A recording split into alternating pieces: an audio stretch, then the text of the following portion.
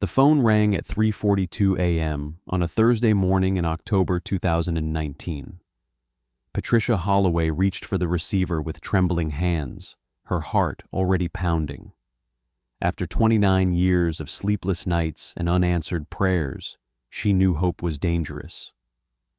"Mrs. Holloway, this is Detective Rachel Morrison with the Cleburn County Cold Case Unit." Patricia's breath caught in her throat.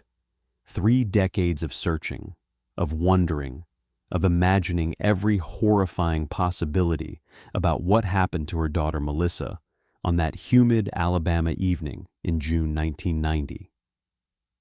"We got him." 200 miles away in Montgomery, police vehicles surrounded a modest suburban home.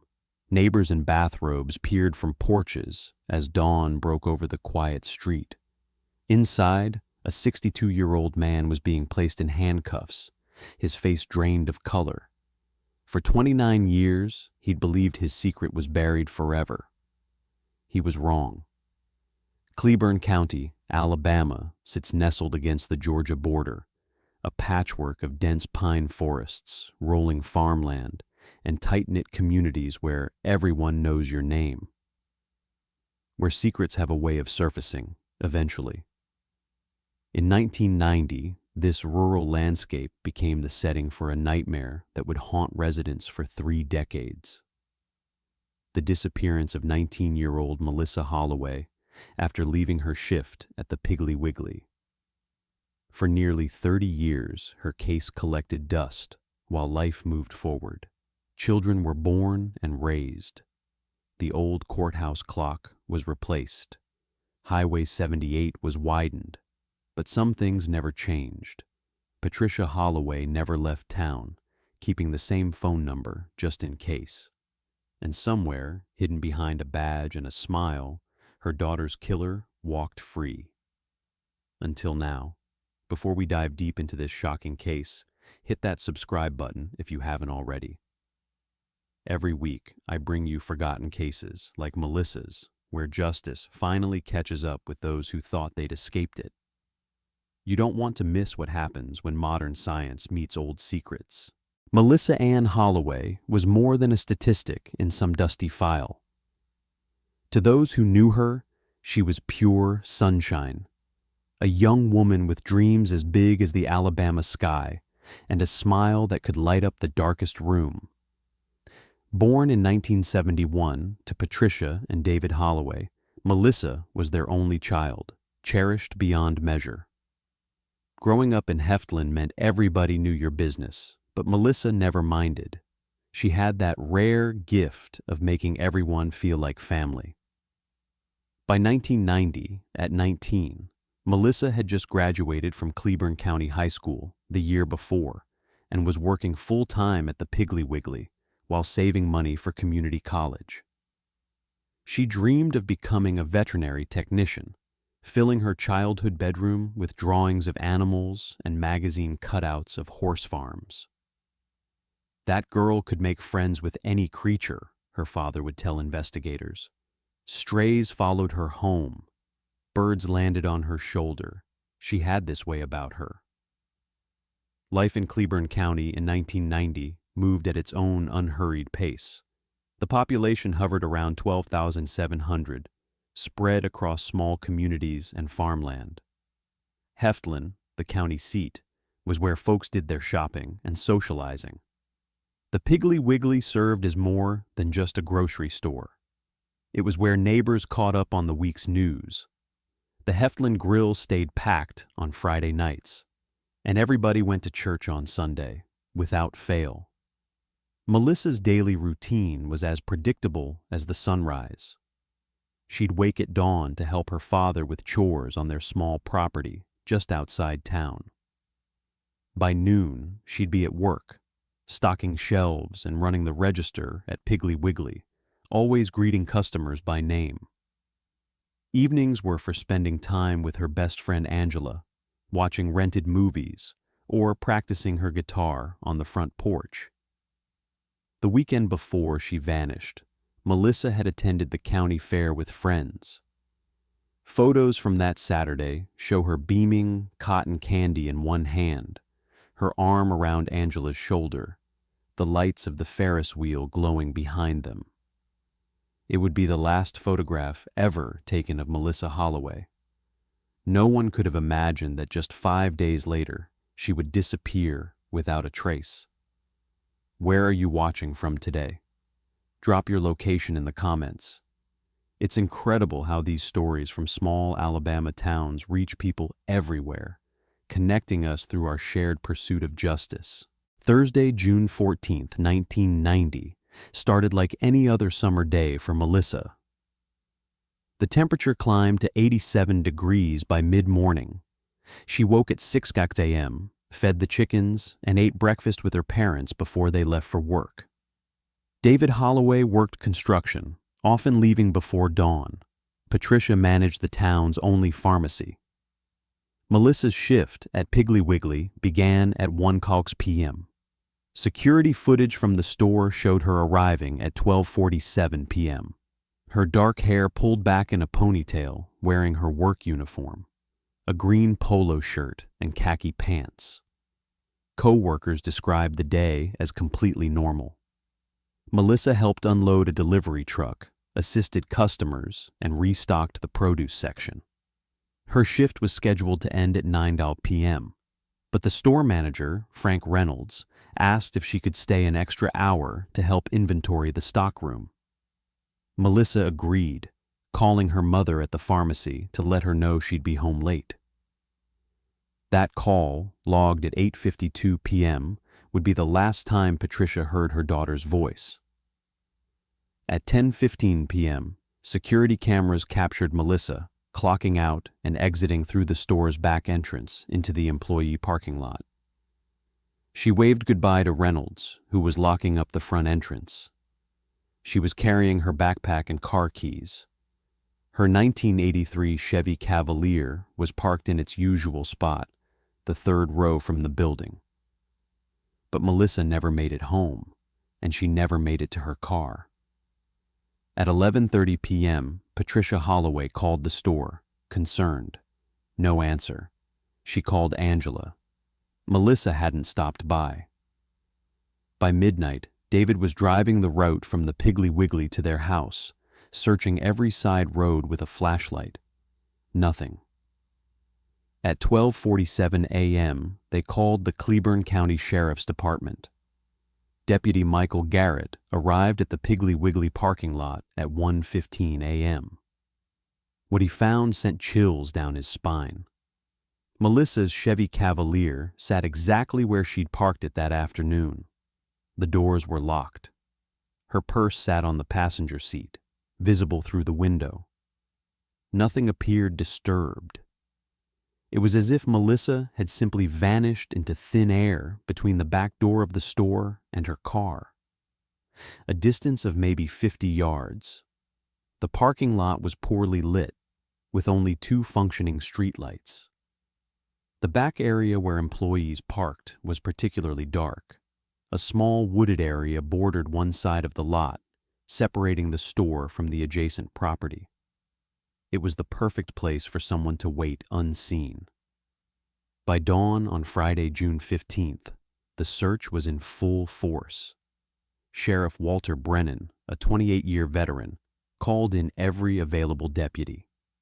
The State Bureau of Investigation sent 2 agents.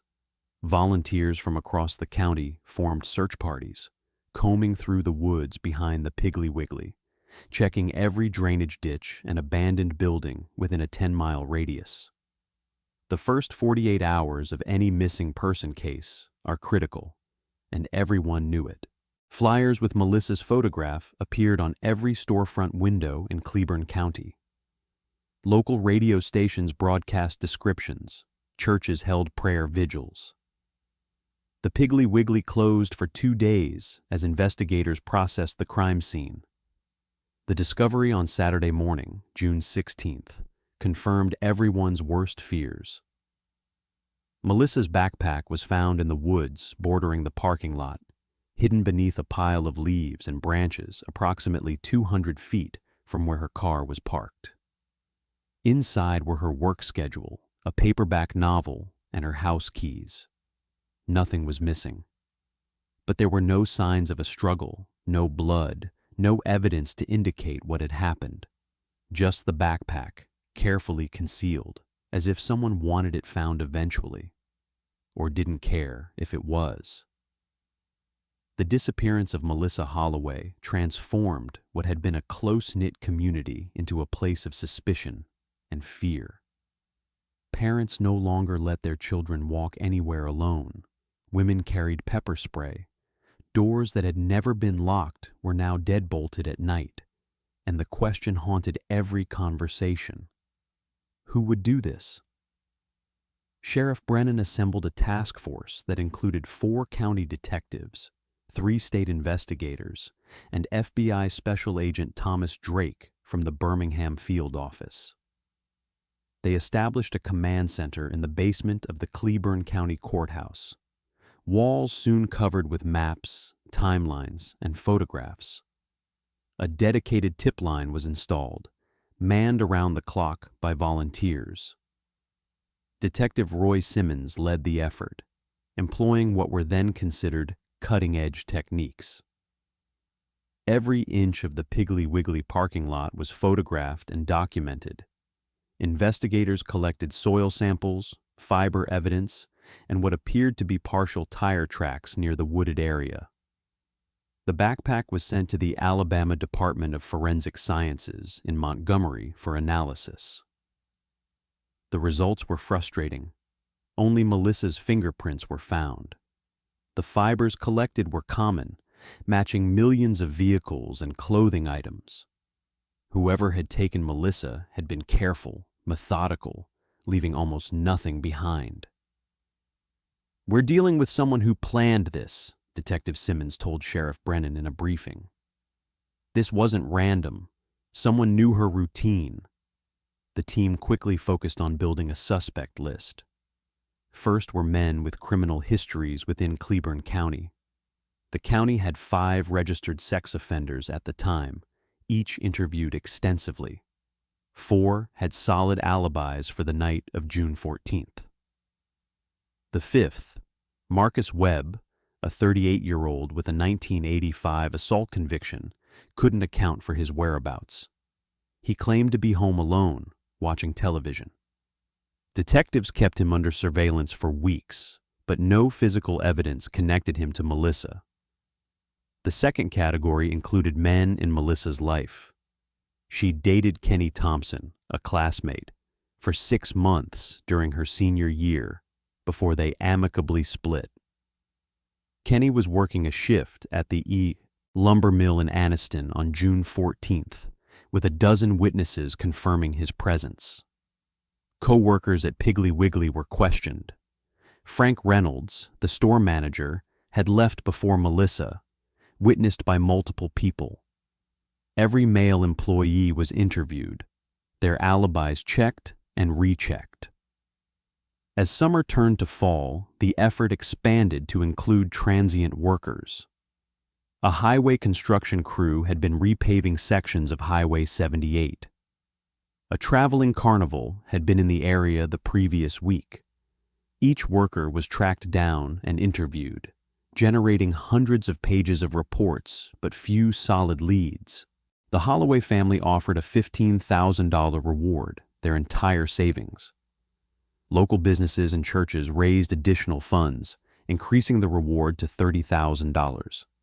Tips flooded in, over 600 in the first 6 months alone. Each was investigated. Each led nowhere.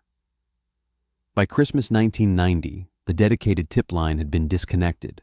The FBI scaled back its involvement. The command center was dismantled. The case hadn't officially gone cold, but the momentum had stalled. Sheriff Brennan assigned Detective Simmons to continue working the case, but other crimes demanded attention. Melissa's case file grew thicker with dead ends and false leads. "This one haunts me," Simmons confided to a reporter in 1991. "In a county this small, somebody knows something. Somebody saw something that night. We just haven't found them yet." Investigators had exhausted nearly every avenue. The registered sex offenders remained under periodic surveillance, but nothing connected them to the crime. Marcus Webb, despite his suspicious lack of alibi, passed a polygraph test. His home had been searched twice, his vehicle inspected. Nothing. Kenny Thompson, Melissa's ex-boyfriend, had been cleared beyond any doubt. Phone records, witness statements, and work logs all confirmed his whereabouts. He'd been genuinely devastated by her disappearance, joining search parties and attending every vigil. The transient workers had scattered across multiple states, but investigators had tracked down and interviewed nearly every single one. Construction crews provided detailed timesheets. Carnival workers had alibis from fellow employees. The few who couldn't account for their exact whereabouts on June 14th were thoroughly investigated, their backgrounds checked, their movements traced. Nothing pointed to any of them. Detective Simmons developed theories. Maybe it was someone passing through, a stranger who happened to be in the wrong place at the wrong time. Maybe it was someone from outside Cleburn County who'd been stalking Melissa without anyone noticing. Maybe it was someone with no criminal record, someone who'd never done anything like this before. The problem was evidence, or rather, the lack of it. Whoever took Melissa had been smart, careful, calculating. They'd left almost nothing behind except a carefully hidden backpack. No witnesses had come forward reporting suspicious vehicles or strangers in the area that night. The parking lot's poor lighting meant no one had seen anything useful. On June 14, 1991, exactly 1 year after Melissa vanished, over 300 people gathered in the Piggly Wiggly parking lot. They held candles and prayed, releasing white balloons into the evening sky. Patricia Holloway addressed the crowd, her voice breaking but determined. "My baby is still missing, but I know the truth is out there, and one day, God willing, we'll find it." The crowd had no way of knowing that one day would take 29 years. Time has a strange way of moving when you're waiting for answers that never come. For the Holloway family, each day was a battle between hope and despair, between moving forward and standing still in that terrible moment when everything changed. Patricia Holloway kept Melissa's bedroom exactly as it was. The poster of horses on the wall, the stack of 17 magazines on the nightstand, the drawings of animals pinned to the corkboard. She dusted weekly, as if Melissa might walk through the door any moment and need a clean space to study. David Holloway channeled his grief into action.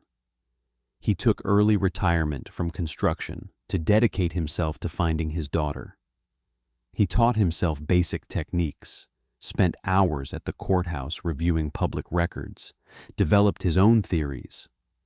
He drove the back roads of Cleburn County every evening, searching for something everyone else had missed.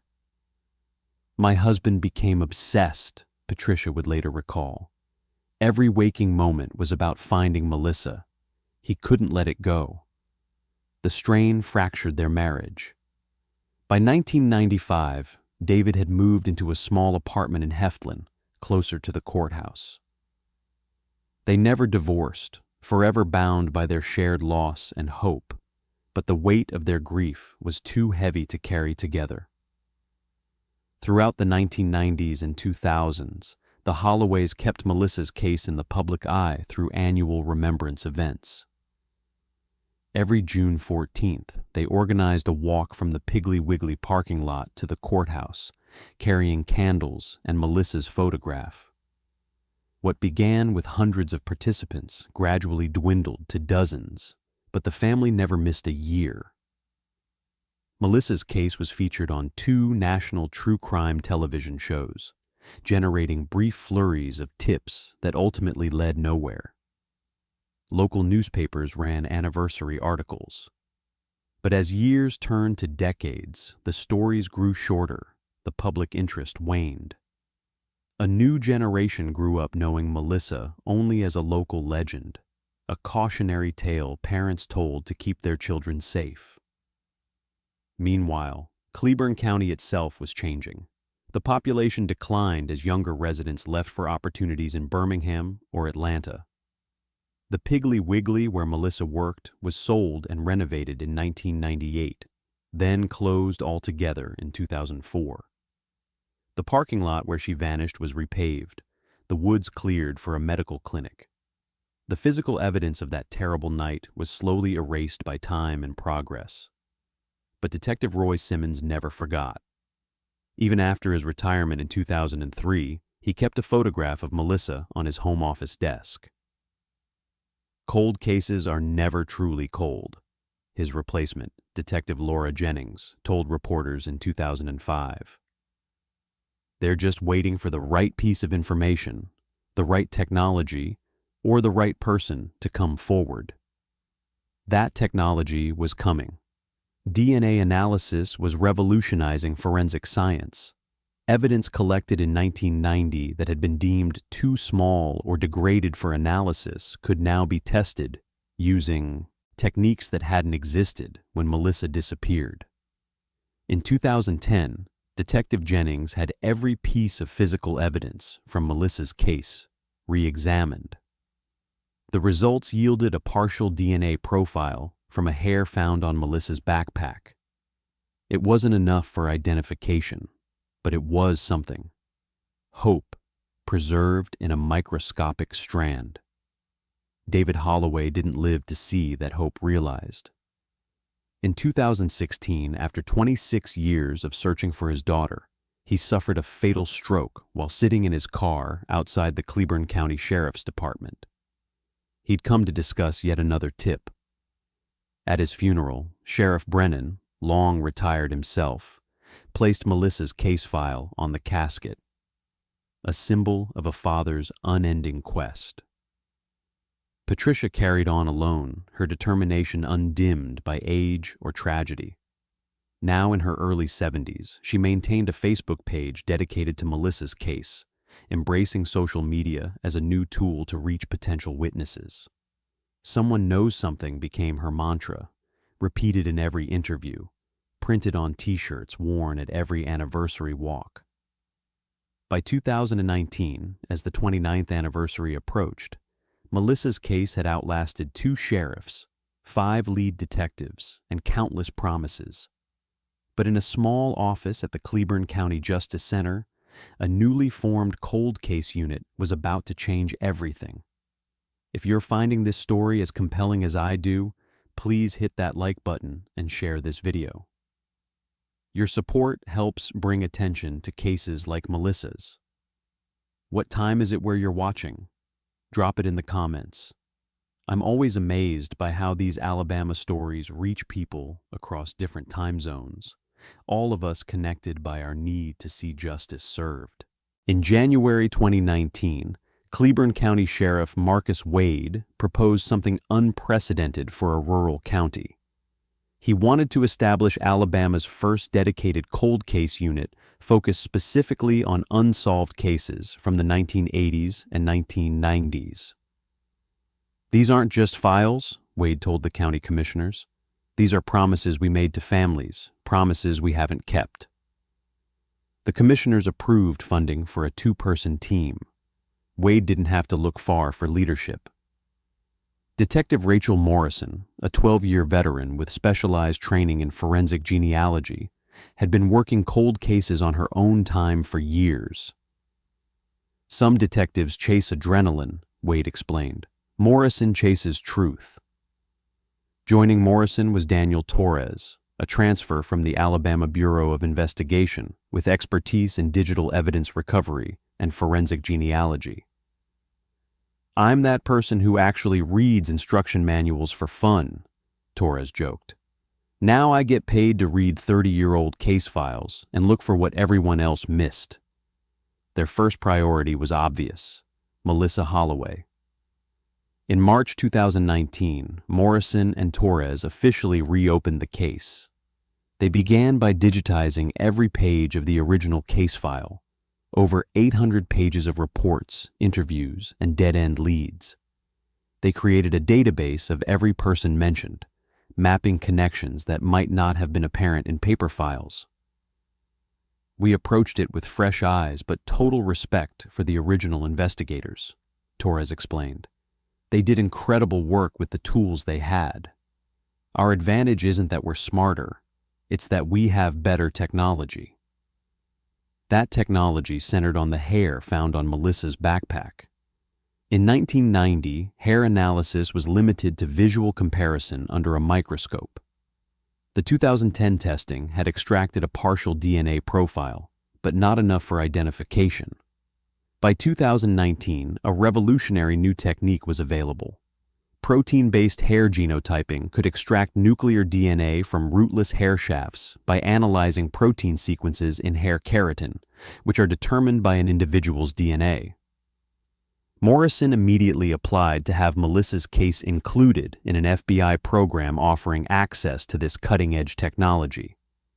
The application highlighted the quality of evidence preservation, the community impact, and nearly 3 decades of a family's dedication. In May 2019, they received word that Melissa's case had been accepted. I called Patricia immediately, Morrison recalled. I was careful not to promise anything. We'd had too many disappointments, but I could hear something change in her voice. Hope. After all those years, hope. The hair sample was sent to a specialized laboratory in Virginia. The extraction and analysis would take 8 weeks. An agonizing wait, but nothing compared to 29 years. During that wait, Morrison and Torres continued building their case. They reconstructed the timeline of June 14, 1990, minute by minute. They created a geographic profile of the Piggly Wiggly area as it existed in 1990, identifying potential abduction points. They re-interviewed witnesses who were still alive and willing to talk. On July 22, 2019, Detective Morrison's phone rang. The Virginia lab had results. "We have a profile," the lab director said. "Full nuclear DNA, suitable for CODIS upload and familial matching."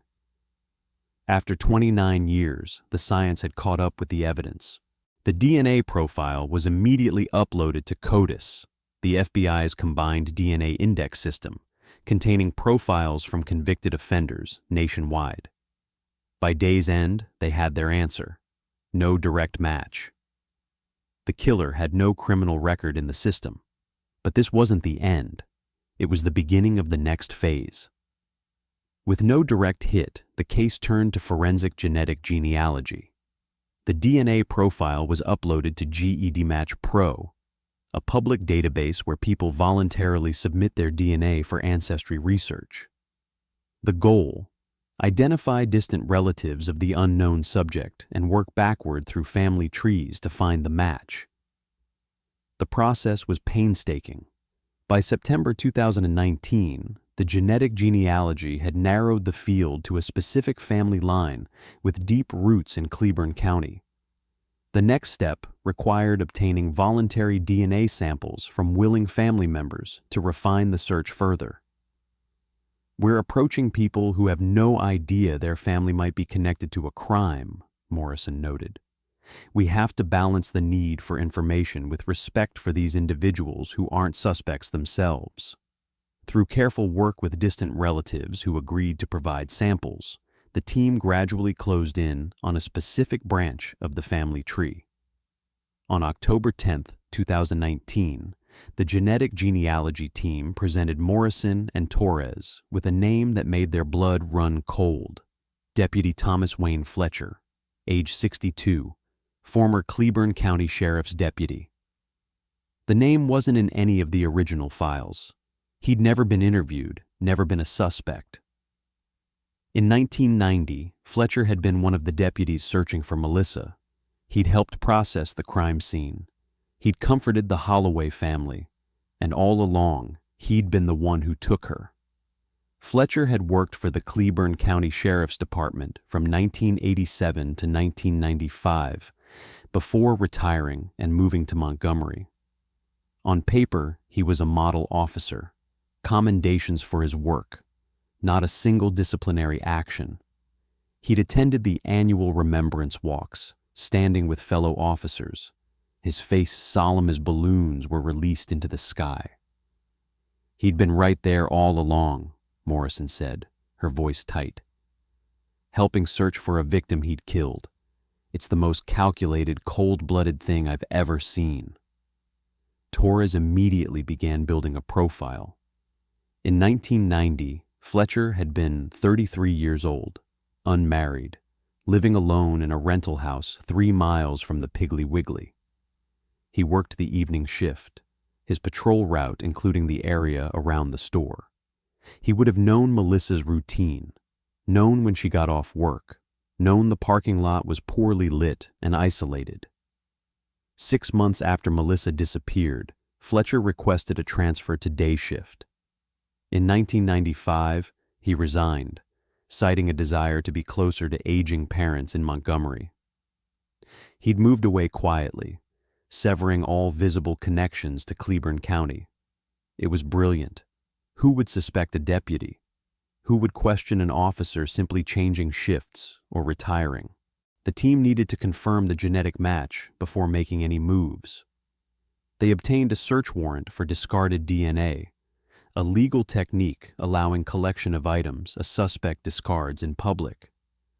For 2 weeks, they conducted surveillance on Fletcher in Montgomery, waiting for the perfect opportunity. On October 17th, they retrieved a coffee cup Fletcher had thrown away at a gas station. The cup was rushed to the state lab. The call came at 3:42 a.m. on October 24th, 2019. The DNA from the coffee cup matched the hair from Melissa's backpack. The match probability, 1 in 6.4 trillion. After 29 years, they had found Melissa's killer. As Morrison made that emotional call to Patricia Holloway, a tactical team was assembling outside Thomas Fletcher's suburban Montgomery home. The moment they'd worked toward was finally at hand. Fletcher's background painted a disturbing picture of calculation and patience. In 1990, at 33, he'd been the perfect predator. A deputy sheriff with access, authority, and inside knowledge of how crimes were investigated. He knew what mistakes to avoid. He knew what evidence to hide. He knew exactly how to position himself above suspicion. His patrol route gave him legitimate reasons to be near the Piggly Wiggly. He would have seen Melissa coming and going from work, would have noticed her routine, would have known the parking lot's vulnerabilities, the poor lighting, the isolated employee parking area, the wooded border offering concealment. The evening of June 14th, Fletcher had been off duty, but that meant nothing. He knew the area, he knew Melissa's schedule, and when the call came in about a missing woman, he'd been one of the first to respond. He'd stood in that parking lot, examining Melissa's locked car with her purse inside, and he'd known exactly what had happened, because he'd made it happen. For 6 months, he'd helped search for her. He'd interviewed potential witnesses. He'd attended briefings where investigators discussed theories and leads. He'd known every detail of the case because he was working it from the inside. It gave him a crucial advantage. He knew what evidence they had, what they didn't have, and what they were looking for. His transfer to day shift in early 1991 was strategic. It removed him from the evening patrol route, distancing him from the crime's geography. His resignation in 1995 was equally calculated. Not too soon to raise questions, but soon enough to escape the constant reminder of what he'd done. In Montgomery, he'd built a life designed to appear completely normal. He married, held a steady job, became a model citizen. The kind of person no one would ever suspect of harboring a deadly secret. But he'd kept the newspaper clippings, every article about Melissa's disappearance, every anniversary story, every update on the case. He'd locked them away where his wife couldn't find them. That would be his undoing. At 5:30 a.m. on October 24th, 2019, Morrison knocked on Fletcher's door. When he answered, wearing pajamas and looking confused, she stated clearly, "Thomas Wayne Fletcher, you're under arrest for the kidnapping and murder of Melissa Ann Holloway on June 14, 1990. The confusion on Fletcher's face transformed into something else, recognition and resignation. He never once claimed not to know Melissa's name, never once protested innocence. That's unusual. Innocent people ask questions, demand explanations. Fletcher just stood there, silent, as officers secured his hands. Inside his house, investigators found a locked file cabinet. Fletcher's wife didn't have the key and had never seen inside. When technicians opened it, they found newspaper clippings from 1990 and 1991, all about Melissa's disappearance. He'd kept them for 29 years. By mid-morning, news of the arrest spread through Cleburn County like wildfire. Local radio stations interrupted regular programming to announce the breakthrough. Social media exploded with the news, residents sharing memories of where they'd been when Melissa disappeared and how the case had affected their community. Patricia Holloway learned of it in that pre-dawn phone call from Detective Morrison. After hanging up, she sat alone in Melissa's bedroom and finally allowed herself to cry. Not just tears of grief, but tears of relief. After 29 years, she had her answer. The community's response was shock mixed with betrayal. A deputy, someone who'd worn a badge, someone who'd helped search for Melissa while knowing exactly what had happened to her. He was just another deputy, recalled Officer Frank Mills, who'd worked alongside Fletcher. Quiet, professional. Nothing about him stood out. That's what's so disturbing. He was hiding in plain sight. For those who'd been part of the original effort, the revelation was devastating. They'd worked alongside Fletcher, trusted him, shared information with him, never once suspected that the person helping them was the very person they were searching for. Detective Simmons, now retired and in his 70s, was stunned by the news. "We looked at hundreds of people," he told a reporter. "Sex offenders, ex-boyfriends, transient workers, strangers. It never occurred to us to look at ourselves, at our own department." That's what he counted on. The betrayal cut deep through the law enforcement community. Fletcher had been one of them. He'd worn the badge, taken the oath, and violated everything it stood for. Thomas Fletcher made his first court appearance on October 25, 2019. He pleaded not guilty, though everyone knew the DNA evidence was insurmountable. The trial was set for June 2020, exactly 30 years after Melissa's disappearance. At the trial, prosecutors presented overwhelming evidence: the DNA match, Fletcher's opportunity and access as a deputy, timeline analysis showing he'd been off duty that night but in the area. Most damning were the newspaper clippings. Why would an innocent man keep them? The defense attempted to challenge the chain of custody for the hair sample, questioning whether evidence preserved for 3 decades could be reliable. But the prosecution demonstrated meticulous documentation. Every transfer, every test, every storage location had been carefully recorded. Forensic experts testified about the protein-based genotyping process, explaining how modern technology could extract information from evidence that had been useless in 1990. The match probability of 1 in 6.4 trillion was staggering. Former colleagues testified about Fletcher's access to the case, his presence at briefings, his knowledge of what investigators were looking for, his transfer request 6 months after the crime. Patricia Holloway took the stand, describing 29 years of waiting, of keeping Melissa's bedroom unchanged, of watching her husband obsess over finding their daughter until it killed him, of never giving up hope that the truth would surface.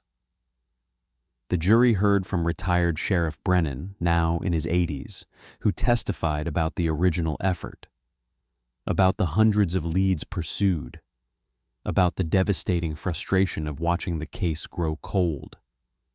The prosecution painted a picture of a calculating predator who'd used his position to commit the perfect crime, or nearly perfect. He'd understood how investigations worked. He'd known what evidence to avoid leaving. He'd positioned himself inside the case to monitor progress and ensure nothing pointed to him. But he couldn't have predicted that technology would advance to the point where a single hair could expose him 3 decades later. The jury deliberated for just 3 hours, guilty on all counts. Judge William Barrett sentenced Thomas Wayne Fletcher to life in prison without the possibility of parole. As Fletcher was led from the courtroom, Patricia Holloway stood. In a voice that carried through the packed room, she said, "You took my daughter's life, but you didn't take my faith that the truth would come out. It just took 29 years." The resolution of Melissa's case sent shockwaves through Alabama's law enforcement community. 2 more rural counties established cold case units. The Alabama Bureau of Investigation created a dedicated genetic genealogy team. Fletcher's arrest demonstrated that no one is beyond justice, no matter how much time passes or how well they hide. For Cleburn County, the case's resolution brought healing to a wound that had never closed. The annual remembrance walk that June transformed from a somber vigil into a celebration of persistence and justice. The parking lot where Melissa vanished was renamed Melissa Holloway Memorial Park. Patricia Holloway established a foundation in her daughter's name to support cold case work and provide resources to families of missing persons. The foundation's first initiative funded advanced DNA testing for 5 unsolved cases in neighboring counties. Melissa's story reminds us that no case is truly unsolvable, Detective Morrison reflected. Sometimes justice requires patience. Sometimes it requires new technology, but it always requires people who refuse to give up. In the evidence room of the Cleburn County Sheriff's Department, Melissa's case file has been moved from active cases to solved cases. The box contains 29 years of work, thousands of hours of effort, and a family's unwavering determination. It stands as proof that truth has a way of surfacing, eventually. No secret stays buried forever. No one is beyond the reach of justice. It just might take 3 decades to arrive. If this story moved you, please subscribe to Cold Case Scenes. Every week, I bring you cases where modern forensics and dedicated investigators finally deliver answers to families who've waited far too long. Your support helps ensure these important stories reach the people who need to hear them. Because every victim deserves to be remembered, and every family deserves the truth, no matter how long it takes.